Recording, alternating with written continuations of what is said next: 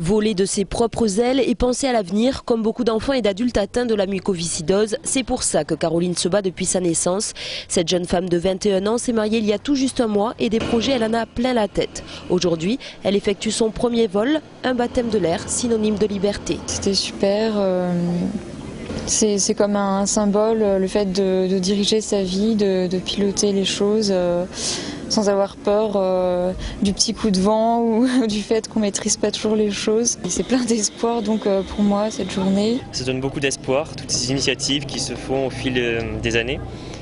Parce que la mucoviscidose, c'est une maladie qui ne se voit pas forcément physiquement, mais qui n'est pas très agréable à gérer tous les jours. Donner de l'espoir et de la joie de vivre, c'est bien là l'objectif de l'Aérovirade. Pour l'occasion, l'hélicoptère du SAMU, exceptionnellement mis à disposition, a survolé la ville rose. Un moment vécu avec enthousiasme par Jessica, 26 ans, l'une des marraines de l'opération. C'était magnifique. Une journée comme celle-là, ça donne beaucoup d'espoir, ça donne beaucoup de sourires. Déjà parce qu'il y a énormément de monde qui se mobilise, parce que ça veut dire que le grand public est un peu au courant de ce qu'est la mucoviscidose et qu'ils apportent des dons pour financer la recherche.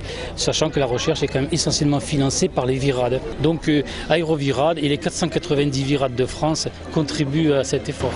Chaque année, les dons récoltés contribuent notamment à améliorer le quotidien des patients. Alors bien sûr, Caroline, Jessica et les autres enfants et parents attendent beaucoup de ces virades, l'espoir de guérir un jour de la mucoviscidose.